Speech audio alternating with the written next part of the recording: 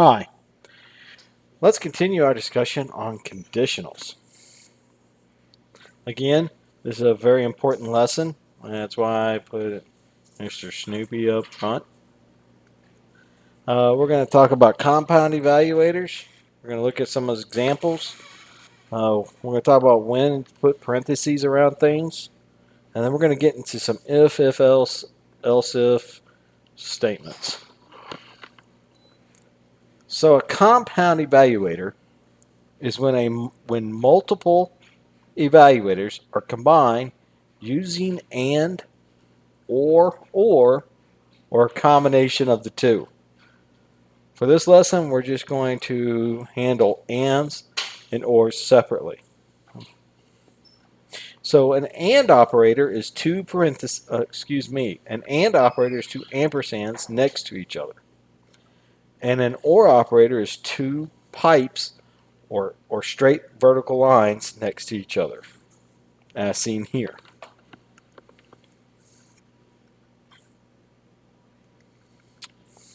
The and operator, that is two double ampersands, when you see these, I want you to think both or all. So in this case, you see 5 is less than 6, and 8 is greater than 7, and 10 is less than or equal to 11. That means all of these evaluations have to be true for the statement to be true. Notice the parentheses. We like to put parentheses around evaluators and compound evaluators so that it's easier to read. It is not required. However, in the future, it'll help you organize your code and it'll help you read your code better. So let's walk through a typical uh, evaluation routine. So we look at 5 is less than 6. That is true. So now we have to go to the next evaluator because of the and. 8 is greater than 7. That's also true. So now we have to evaluate the last evaluator because of the and operator. 10 is less than or equal to 11, which yields true. This entire statement will yield true. However, let's change it up a little. 6 is less than, 5 is less than 6. That yields true. So now you go to the next evaluator because of the and sign, and 8 is greater than 7. That yields true. So far, we're doing pretty good. But now we have to evaluate the last evaluator because of the and operator. 10 is greater than 11. That is false. This makes the entire statement false. Moving on with another example of an and operator. 5 is less than 6. This is true. 8 is less than 7. This is false. This short circuits the evaluation. Evaluation at this point stops. You do not have to evaluate the last evaluator because all three have to be true for the for the statement to be true. In this case, the second evaluator is false, so it doesn't have to continue. The statement yields false. Last example for the and operator. 5 is greater than 6. That is false. Because of the and operator, all three evaluators have to be true. It doesn't matter what the second and the third evaluators yield. The first evaluator yielded false because everything has to be true and the first one is false. The entire statement is false. Let's look at the OR operator. That's two pipes or two vertical lines next to each other. When you see OR, I want you to think either or any one of. I'll say that again. When you see OR, I want you to think either or any one of. Here's an example of a compound evaluator using the ORs. Again, we use parentheses to separate out the different evaluators. Let's step through this evaluator. 5 is less than 6. The evaluation stops. 5 is less than 6. That is true. You do not have to evaluate the second two. The first yielded true. The or operators mean any one of. Another example of or, 5 is greater than 6. No, that's false. So we have to go to the second evaluator. 8 is greater than 7. Well, that's true. It short circuits, evaluation stops. You do not have to evaluate the last statement. The statement completely yields true because the or operator says any one of.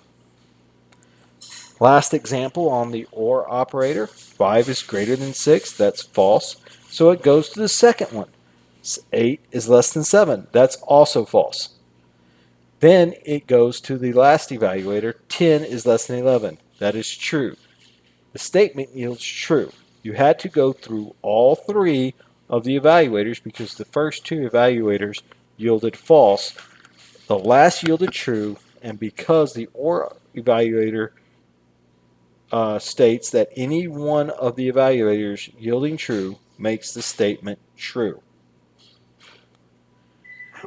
Let's look at some if statements. An if statement will allow the execution of code if the evaluator yields true.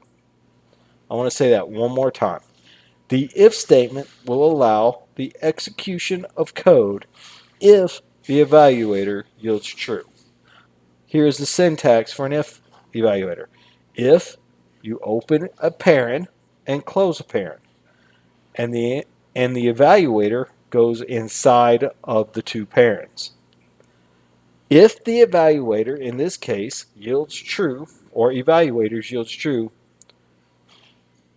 you will execute the code in the two curly braces underneath the if statement. The two curly braces are used with the if statement. Here's an example. If 5 is less than 6, we will write hello to the console. 5 is less than 6, that yields true, so hello is written out to the console. Another example, 5 is greater than 6, that yields false. Nothing is written out to the console because the evaluator yielded false.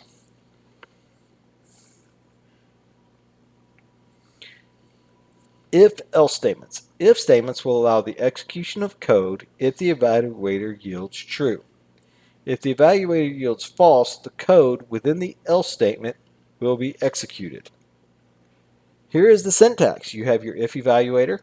Inside of your parentheses, you have your two curly brackets for the if statement. Then you have else with two curly brackets. If the evaluator part of the if statement yields true, then the code in the curly braces next to the if will be executed. But the else, the code within the curly braces for the else will not be executed. If the evaluator in the if statement yields false, then the code within the curly braces next to the if will not be executed, but the code within the curly braces adjacent to the else will be executed. Here's an example. 5 is greater than 6. That is false. The console will only write false to the screen. True will not be put on the will not be printed to the screen.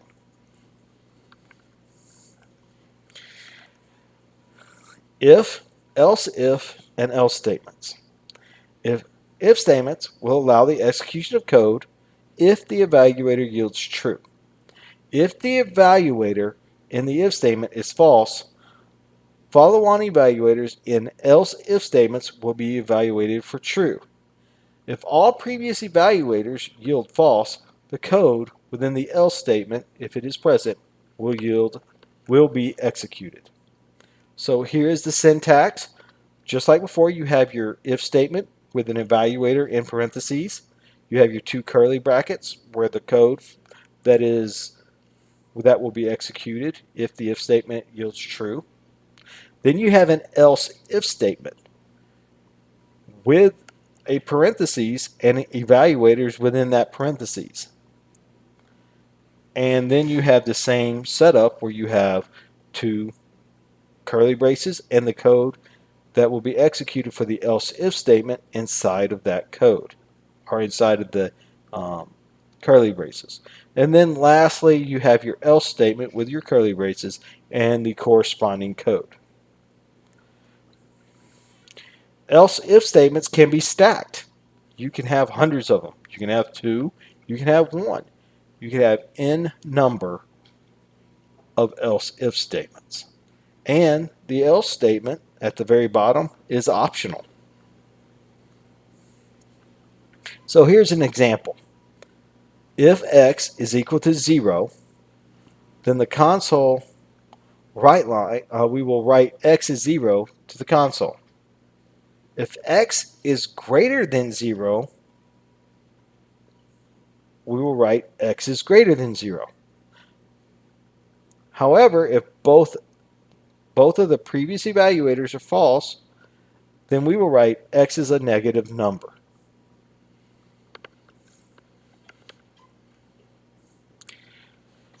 So we went over a lot, some very complex stuff today.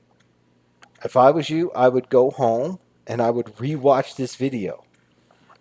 I would also, in the future, take a look at, really pay attention to the code examples I give you and the homework I give you. Today's homework does not deal with else if statements or if else statements, or it just works with compound evaluators. On Monday, you will receive homework that deals with if and else if statements. And if you have any questions, please call me or text me or send me an email. Uh, Thank you.